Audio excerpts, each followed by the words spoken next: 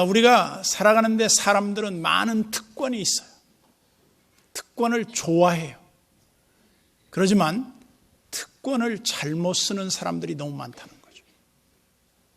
오늘날 우리가 살아가면서 특권이 남용될 때 비난의 화살이 훨씬 더 많이 쏟아질 수밖에 없다. 이스라엘 백성들은 다른 민족에 대해서 많은 특권을 가졌습니다. 그들이 가진 특권은 하나님의 특별한 소유, 하나님이 그들을 선택한 선민이라고 하는 특권이에요. 그래서 그들을 여러 가지로 표현했죠. 히브리인. 그 말은 하나님이 아브라함과 함께 저 멀리서 하나님의 약속의 땅으로 불러내서 강을 건너온 자들이에요. 그러면서 동시에 그들은 이스라엘이라는 이름을 갖고 있어요. 이스라엘, 하나님과 겨루어서 이긴 자들이라는 뜻이죠. 그것은 어떤 면에서 하나님이 그들을 사랑으로 그들에게 아낌없는 그 사랑이 하나님을 더 내어주게 하시고 사랑하게 하셨다. 그리고 또 하나는 유대인이라고 해요. 유대인은 바벨론 포로시에 유대인 말살이 다 이루어질 뻔했던 그때 신앙의 정통성을 가지고 끝까지 그들이 신앙을 지킴으로 말미암아 예루살렘으로 복귀하게 되죠. 물론 그들이 다 복귀한 건 아니지만 그 복귀한 후손들을 가리켜서 우리가 유대인 그래요. 유대인들은 하나님으로부터 엄청난 특권을 많이 받았어요. 근데 우리가 잘 알고 있는 대로는 노블레스 오블리주라는 말을 많이 씁니다. 더 많은 귀족들은 더 많은 책임을 져야 한다. 오늘날 우리 그리스도인들도 많은 특권이 있어요. 하나님의 택한 백성이요, 장차 하늘나라를 유업으로 이을 백성이며 하나님의 기쁨이요, 자랑이요, 면류관이라고 그래요. 그런데 우리들에 대한 실제적인 정체성을 보면 그런 의식이 매우 결여되어 있어요. 그 중에 하나가 세상적 기준으로 우리를 평가하는 거죠.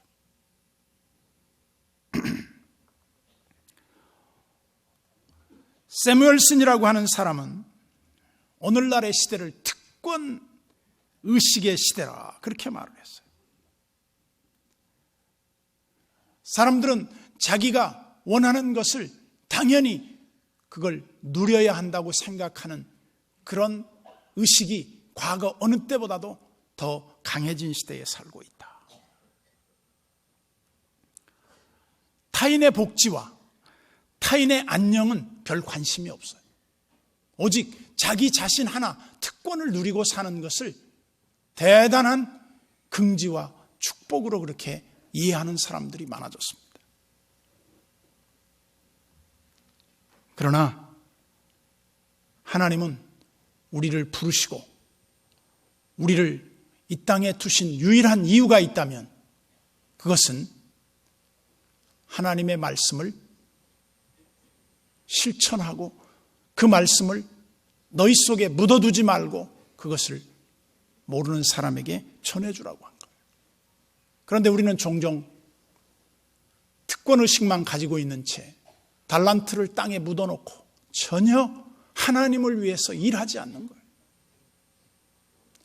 여러분과 제가 가장 극복해야 할 하나의 과제가 있다면 그것은 내 특권의식에 따르는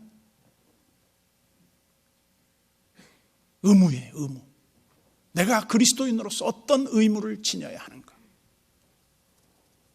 십자가를 지고 그리고 주님을 위해서 우리가 살아간다고 하는 것이 무엇인가. 미국 남북 전쟁 후에 거리에서 구걸하며 술 취해 있는 한 사람이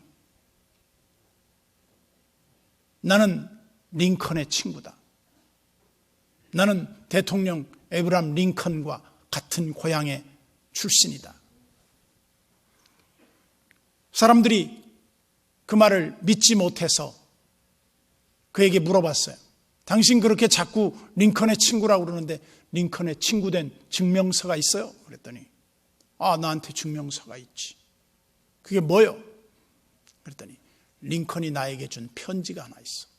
그의 친서 그리고 그의 사인이 들어있지. 근데 나는 글을 몰라.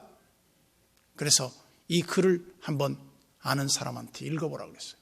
진짜로 링컨의 사인이 있는 그 편지에 보니까 평생 연금 증서예요.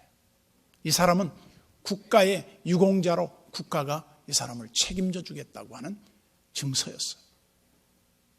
그런데 자기는 그게 뭔 줄을 모르고 글을 모르니까 그냥 아무 의미 없는 채로 그냥 던져놓았던 것이죠. 오늘 우리 그리스도인들도 어떤 면에서 보면 내가 누군지, 내가 어떤 일을 해야 할지, 내가 하나님을 어떻게 섬겨야 할지에 대한 것을 모른 채 그냥 자기 일에 빠져서 자기 삶에 갇혀서 늘 떠밀려 가는 거예요.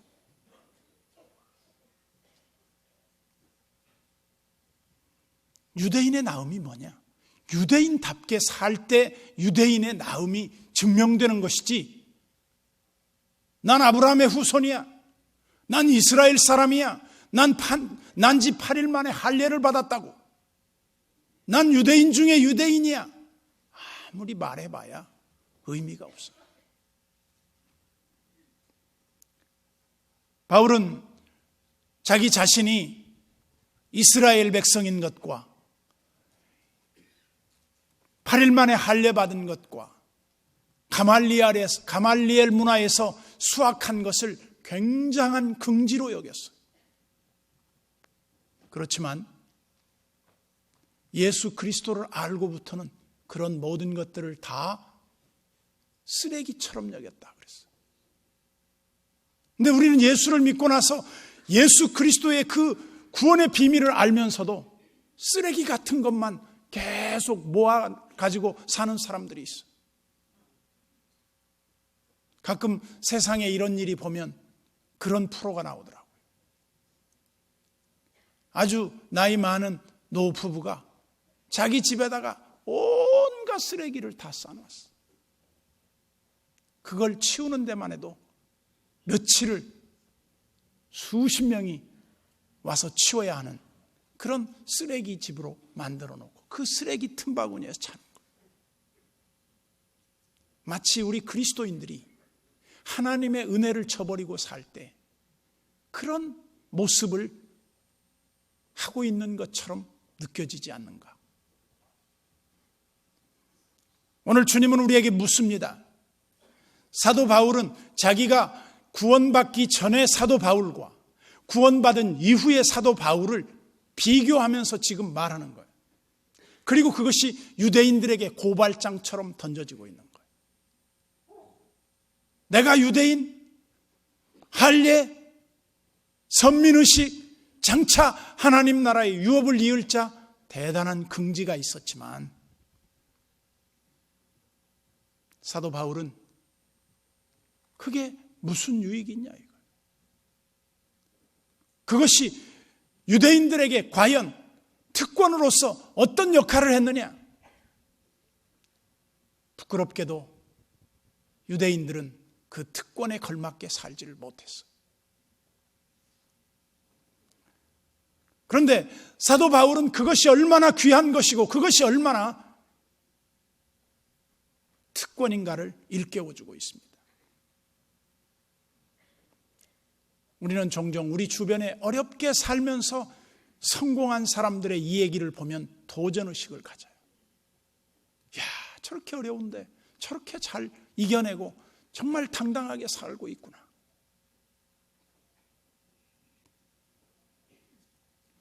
우리는 모든 좋은 조건을 갖고 있으면서도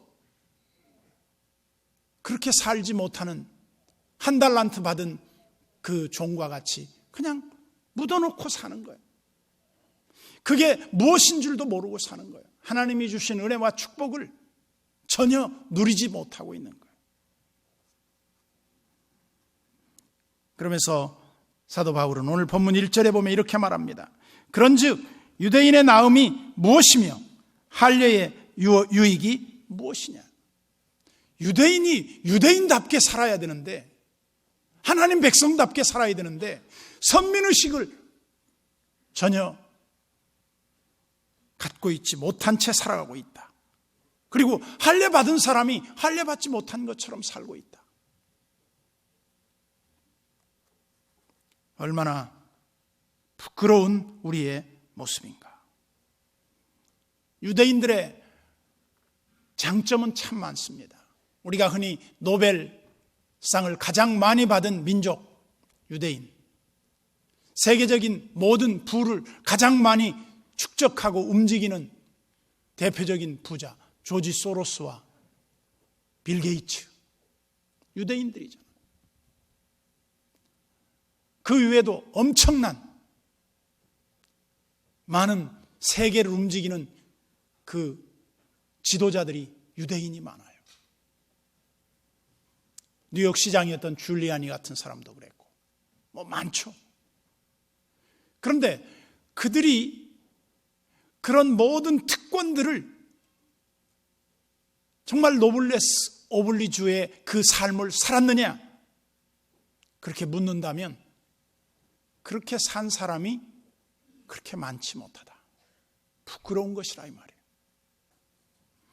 그러면서 2절에 보면 사도 바울은 이렇게 말합니다. 유대인들의 유익이 범사에 많으니 우선은 그들이 하나님의 말씀을 맡았습니다. 여러분, 하나님의 말씀을 맡았다. 이 말은 어떤 의미를 지니고 있냐면, 이 세상에서 하나님의 말씀을 맡은 자는 하나님을 모르는 자들에게 말씀을 전해줘야 할 책임이 있어요. 근데 어떻게 전해주냐? 방법은 너무너무 다양합니다. 한 아주머니가 늘 술주정뱅이와 함께 고생하면서 살아가는 것을 본 이웃집 아줌마가 그분을 위해 살 수 있는 일이 뭘까 생각하다가 그분을 전도하며 하나님의 복음인 말씀을 그에게 선물해요. 근데 이 아줌마가 이웃집 아줌마를 따라서 교회에 나오다가 성경을 읽게 돼요. 그러면서 예수 그리스도를 만나고 구주를 영접하고 그가 구원의 기쁨을 누리게 돼요. 남편이 볼 때 이 아내가 너무 교회에 열심인 게 싫은 거예요. 그래서 어느 날 술을 먹고 와가지고 그 아내가 열심인 그 성경을 보고 있는 것을 뺏어가지고 벽난로 속에 집어넣어버려요. 그리고 이 사람이 아침에 술이 깨서 난로를 죄를 치우기 위해 청소하려고 보니까 성경이 타다가 남은 쪽이 있어요. 이렇게 넘기다 보니까 그 성경에 뭐라고 되어 있냐? 천지는 없어지겠으나 나의 말은 없어지지 아니하리라. 마태복음 24장 35절 말씀이 탁 눈에 들어왔어요. 다른 말로 하면 하나님께서 이 남편을 감동시킨 거예요. 말씀 한 구절이. 그래서 이 사람도 예수 믿고 새 사람이 되었어요.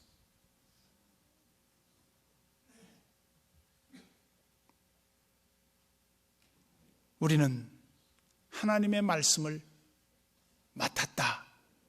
그 말은 성경책을 그냥 집에다 가만 두고 다니라 그 말이 아니에요. 저는 종종 요즘 세대 교인들이 너무나 무책임하다, 너무나 무성의하다, 그런 느낌이 들 때가 있어요. 그것은 성경책을 들고 다니지 아니하는 성도들이 과거에 이렇게 많은 적이 없어요. 물론 저는 그렇게 내다봅니다. 앞으로 10년 안에 성경책은 들고 다니지 않을 때가 올지도 모르겠다. 하도 스마트폰이 스마트해서 이제 성경책을 가지고 다니지 않아도 돼.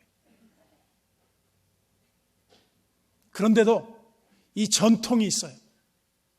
우리는 어디를 가든지 교회 단체가 이렇게 움직일 때 성경책을 가지고 가면 그 자체가 아주 유익해요.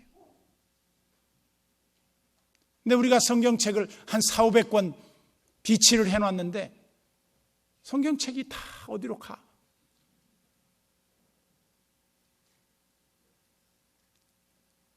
성경책은 안 읽으면서 성경책은 가져가.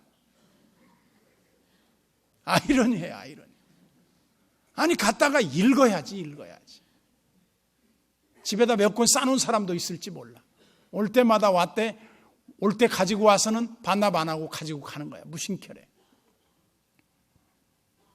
성경을 맡았으면 성경을 다른 사람이 읽도록 해야 돼요. 성경은 생명의 말씀. 이 말씀을 읽는 자와 깨닫는 자와 그 말씀을 지키는 자가 복이 있어요. 성경은 그냥 서랍에다 이렇게 넣어두는 게 아니에요.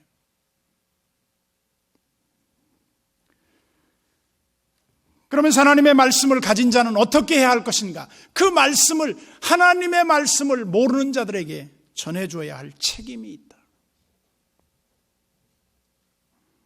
3절을 봅시다. 어떤 자들이 믿지 아니하였으면 어찌하리요? 그러니까 사도 바울은 그렇게 본 겁니다. 하나님 말씀을 맡았는데 어떤 사람이 그 말씀을 받았지만 전해주지 않아서 믿지 않아요. 그런데 이스라엘도 그걸 믿지 않아요. 그냥 말씀을 받아놓은 채로 묻어놓는 거예요. 그러면 그것이 어찌 되겠는가? 그 이스라엘 백성들이 하나님을 믿지 아니함이 하나님의 그 참되심, 미쁘심, 신실하심을 패하겠느냐? 패할 수 없다.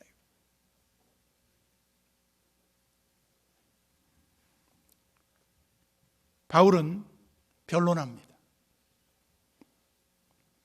이스라엘 백성들이 아무리 잘못했을 때라도 하나님이 한 번도 잘못하신 적이 없다는 거예요. 이런 생각을 해볼 수 있겠죠. 이스라엘 백성들과 하나님은 결혼한 부부입니다. 상징적으로. 그런데 어떤 부인이었느냐? 아주 행실이 방정하지 못한 여자였어.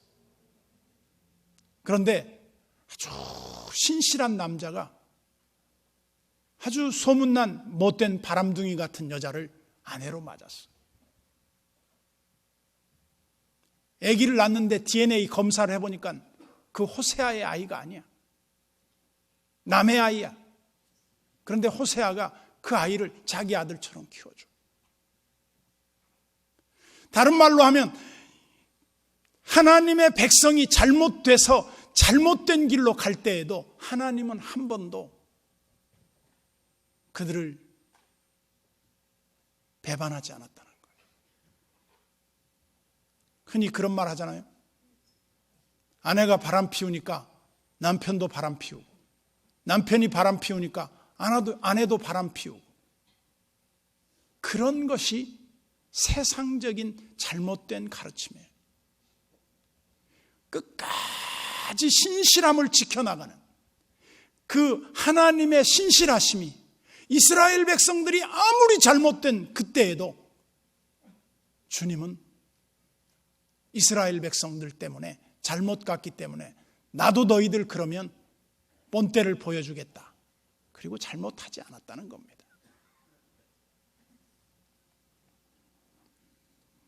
이스라엘은 이렇게 많은 특권이 있음에도 불구하고 그 특권들을 잘못 사용했다. 그러면서 4절은 이렇게 말합니다. 그럴 수 없느니라. 사람은 거짓되되 오직 하나님은 참되시다 할지어다. 다른 말로 하면 하나님이 인간의 잘못 때문에 하나님의 그 참되심을 변경시킨 적이 없다 이 말. 여러분들이 하나님을 믿고 나서 지나온 날들을 한번 돌아보면 어떤 고백이 나올 수 있냐면 대부분의 사람들이 이런 고백을 할 수 있을 겁니다. 하나님은 나를 너무 과분하게 축복해 주셨어. 하나님은 지금까지 나의 삶에 있어서 너무나 내 잔이 넘치도록 해 주셨어. 하나님은 나를 모든 죽음과 위험과 가난과 질병에서 우리를 건져 주셨어.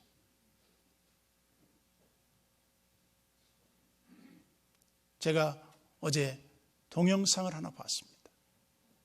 그것은 유도 선수 금메달리스트인 올림픽에 지난 올림픽에서 팔이 이렇게 빠졌던 김재범 선수의 이야기였어요. 그 김재범 선수는 어떤 선수였는지 어제 제가 처음으로 알았는데 보니까 이 사람은 길에서 거린하던 거린이었어요. 그런데 그가 이런 말을 하는 거예요. 자기는 이미 어깨가 빠져서 유도를 할 수 없는 상태에 의사들의 진단을 받아보면 당신은 운동하면 안 된다는 판단을 한다는 거예요.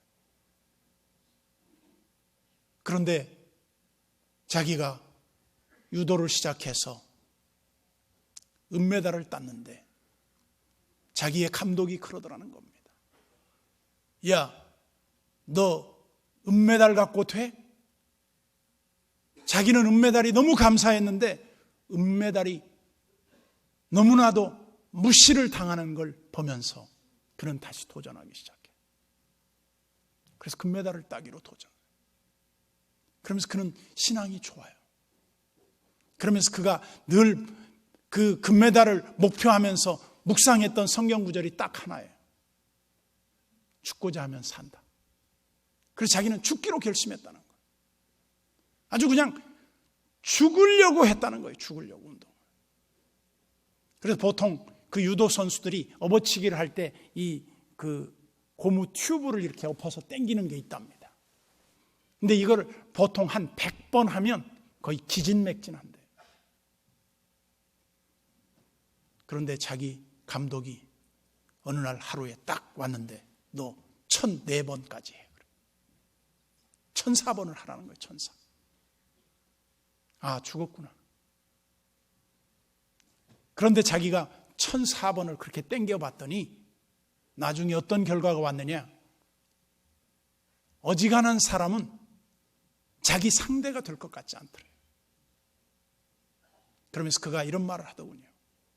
자기가 지난번에 패배했던 금메달리스트와 리턴 매치를 하게 돼 있어요. 지난 올림픽에. 그래서 그를 이기고 금메달을 땄어요. 그래서 이제 자기는 너무 싱겁더라는 겁니다. 이기고 나니까. 그런데 새로운 도전이 또 생기더래요. 야, 금메달 한 번 갖고 돼? 그랜드 슬럼에 도전해. 그래서 이 사람이 그랜드 슬럼에 도전하면서 어떤 상대가 와도 이길 자신이 생기더라고요. 무엇이 그를 자신 있게 했느냐? 물론 그가 말은 하지 않았지만 신앙이에요. 신앙. 죽기를 각오하니까 안 되는 게 없더라는 거예요. 그러면서 그가 이런 말을 했습니다. 여러분들은 길거리에 벌어진 거지도 아니고 여러분들은 어깨축지가 빠지지도 않는데 왜 포기합니까? 그가 남기는 무서운 질책 가운데 하나였어요. 포기는 언제 하느냐? 모든 걸 다 이뤄놨을 때 그때 안 해도 되는 게 포기지, 하지도 않고 포기하는 건 그건 포기일 수 없다. 우리 그리스도인들은 하나님의 영광을 위하여 부름받은 하나님의 손에 들려져 있는 도구들이라는 거예요. 하나님이 우리를 부르신 목적이 있습니다. 그것은 하나님의 구원의 이 복음을 널리 전파하라고. 우리는 흔히 그렇게 생각해요. 다 복음 다 들어서 다 알겠지. 그런데 저는 그런 생각이 들더라고요. 다른 데는 다 혼자 갈 수 있고 마음대로 갈 수 있지만 교회만큼은 누군가 이끌어주지 않고 올 수 없는 곳이다. 이것을 하나님이 할 수 있지만 유일하게 하나님이 하지 않는 것이 하나 있는데, 영혼 구원하는 일은 우리가 해야 할 일이다. 그러므로 하나님이 우리를 부르신 거룩한 그 특권, 그것은 나만이 간직할 것이 아니라 더 많은 사람들이 함께 누려야 할 특권인데, 이 특권을 하나님께서 우리에게 주신 유일한 이유가 있다면 그것은 너로 하여금 다른 사람을 구원하게 하기 위함이다. 이 의무가 우리에게 지금 지켜지고 있는가? 그렇지 않다면 하나님에 대한 특권을 짓밟고 있는 것이다. 다시 한번 우리 하나님의 부르심에 합당하게 행하여 하나님 앞에 우리 자신을 늘 거룩한 그릇으로 사용될 수 있기를 여러분들이 서 있는 자리에서 충성스럽게 반응하기를 주님의 이름으로 축복합니다.